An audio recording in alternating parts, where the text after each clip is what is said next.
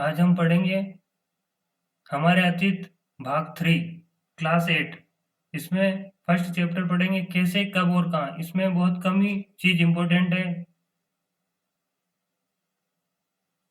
जैसे 1782 में Robert Clive ने रेनेल को हिंदुस्तान के नक्शे तैयार करने के लिए किसको कहा? रेनेल को। बाकी सब इसमें कहानियां लिखी गई है।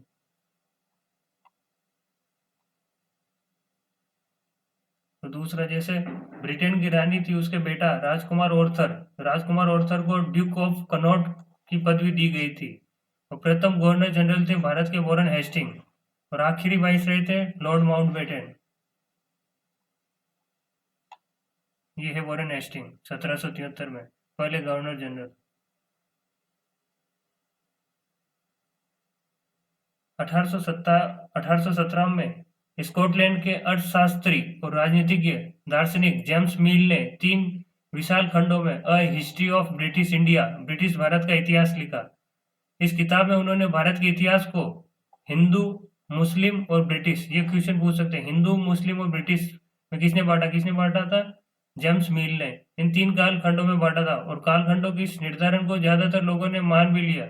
इतिहास मिल को लगता था कि सारे एशियाई समाज सभ्यता के मामले में यूरोप से पीछे हैं। इसलिए इतिहास की उनकी समझदारी ये थी कि भारत में अंग्रेजों के आने से पहले यहाँ हिंदू और मुसलमान तानाशाहों का ही राज चलता था। यहाँ चारों ओर केवल धार्मिक बैर, जातिगत बंधनों और अंधविश्वासों का ही बोलबाला था। ये मानता था जेम्स मिल। मिल की राय में ब्रिटिश शासन भारत को सभ्यता की राह पर ले जा सकता है। और इस काम के लिए जरूरी था कि भारत में यूरोपीय शिष्टाचार, कला, संस्थानों और कानून को लागू किया जाए। मिल ने तो यहाँ तक सुझाव दिया था कि अंग्रेजों को भारत के सारे भूभाग पर कब्जा कर लेना चाहिए ताकि भारतीय जनता को ज्ञान और सुखी जीवन प्रदान किया जा सके। उनका मानना था कि अंग्रेजों की मदद के बिना हिंदुस्तान प्रगति नहीं कर सकता। ये कहते थे जेम्स मिल।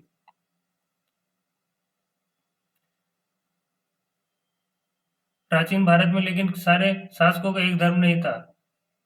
और कुछ लोगों ने इतिहास को जैसे प्राचीन, मध्यकाल और आधुनिक काल में बांटा है। अंग्रेजों के शासन में लोगों के पास समानता, स्वतंत्रता, मुक्ति नहीं थी। न ही यह आर्थिक विकास और प्रगति का दौर था। बहुत सारे इतिहास इस युग को औपनिवेशिक युग कहते हैं। अब औपनिवेश का क्या मतलब होता है? जब एक देश पर दूसरे देश के दबदबे से इस तरह के राजनीतिक, आर्थिक और सामाजिक सांस्कृतिक बदलाव आते हैं तो इस प्रक्रिया को औपनिवेशिकरण कहते हैं। जब एक देश के दबदबे से दूसरे देश में राजनीतिक, आर्थिक और सामाजिक और सांस्कृतिक बदलाव आते हैं तो उसे औपनिवेशिकरण कहते हैं। जैसे अंग्रेजों ने हमारे देश को जीता और स्थानीय नवाबों और राजाओं को दबाकर अपना शासन स्थापित किया। और उसमें अर्थव्यवस्था में समाज पर नियंत्रण स्थापित किया और अपने सारे खर्चों को निपटाने के लिए राजस्व वसूल किया। अपनी जरूरत की चीजों को सस्ती कीमत पर खरीदा और निर्यात के लिए महत्वपूर्ण फसलों की खेती कराई। इन सभी कोशिशों के कारण क्या बदलाव आए? आप ये सभी जानते हैं कि ब्रिटिश शासन के कारण यहाँ की मूल्य, मान्यताओं और पसंद नापसंद, रीति रिवाज, तौर तरीके सब बदल गए। तो क्या हुआ कि हमारे यहाँ राजनीतिक, आर्थिक, सामाजिक और सांस्कृतिक बदलाव हुए। उसे कहा गया है औपनिवेशीकरण।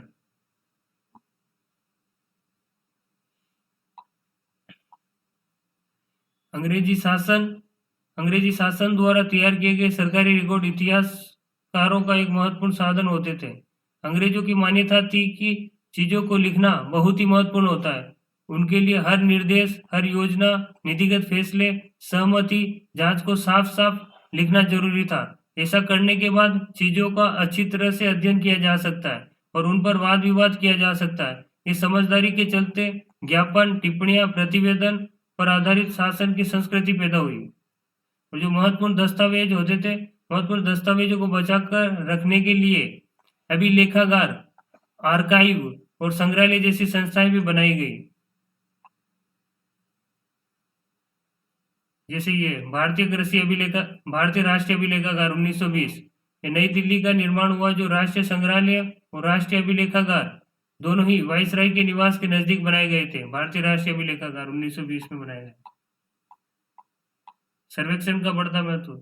औपनिवेशिक शासन के दौरान सर्वेक्षण का चलन भी महत्वपूर्ण होता गया। अंग्रेजों का विश्वास था कि किसी देश पर अच्छी तरह शासन चलाने के लिए उसको सही ढंग से जानना जरूरी होता है। इसलिए 19वीं सदी की शुरुआत तक पूरे देश का नक्शा तैयार करने के लिए बड़े बड़े सर्वेक्षण किए जाने लगे।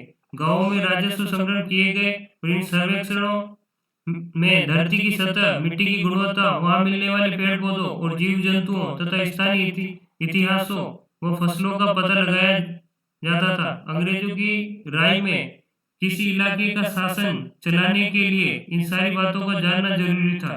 19वीं सदी के आखिर से हर 10 साल में जनगणना भी कराई जाने लगी। जनगणना सबसे पहले हुई थी 1872 में, लेकिन कंटिन्यू जनगणना, क्रमवार जनगणना 1881 से शुरू हुई।